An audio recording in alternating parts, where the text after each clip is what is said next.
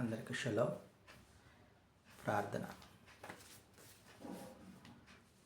అపరంజిన పోలిన పాదాలు కలిగిన తండ్రి, అనేక నిందలు భరించిన తండ్రి, అనంతమైన ప్రేమ కలిగిన తండ్రి, అడ్డములు పడగొట్టు ఎలోహిం, ఆంతర్యం ఎరిగినవాడా, అధిక స్తోత్రం పొందదగిన తండ్రి, అవతారమూర్తి అయిన తండ్రి, అద్భుతమైన పూజ్యమీయుడా, అతిలోక సుందరుడా, అపురూప దైవసుతుడా, అందులకు కన్నులిచ్చే తండ్రి, అరుణాకాంతుడా, అన్నిటికంటే పైనామము గల ఎలోహిం, నీకే స్తోత్రం.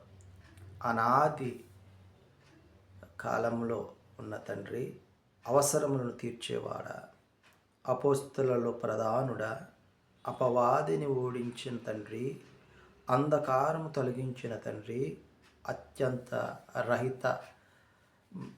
రహితుడా, మీ ఘనమైన నామమునకు స్తుతులు స్తోత్రాలు చెల్లించుకుంటున్నాం.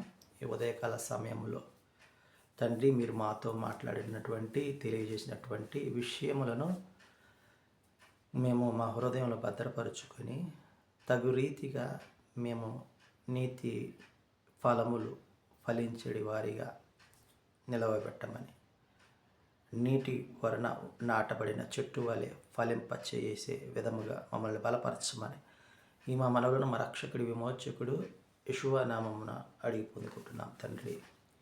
ఆమేన్. 10,000లో నీవు అతి సుందరుడవు, నా ప్రాణ ప్రియుడవు నీవే. షారోను పుష్పమా, లోయలోని పద్మమా, నిన్ను నేను కనుగొంటినే. సుందరుడా, అతిశయుడా, మహోన్నతుడా, నా ప్రియుడా.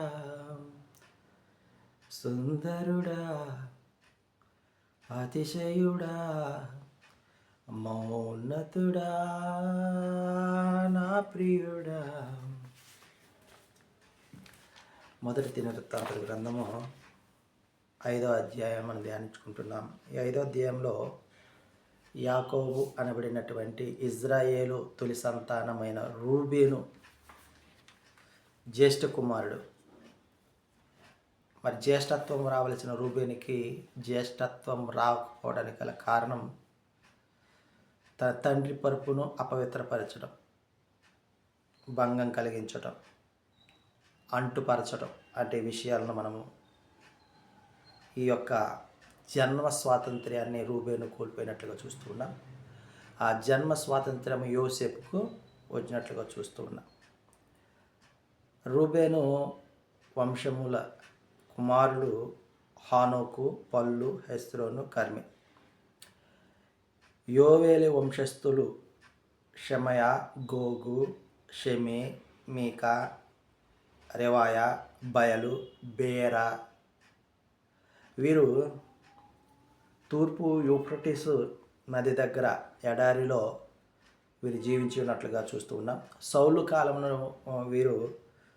కాలంలో వీరు అగ్రీయులతో యుద్ధం చేసి గిలాదు తూర్పునటువంటి డేరాలను వారు ఆక్రమించుకొని అక్కడ నివాసం చేసినట్లుగా కూడా ఈ అధ్యాయంలో మనము గమనించగలం.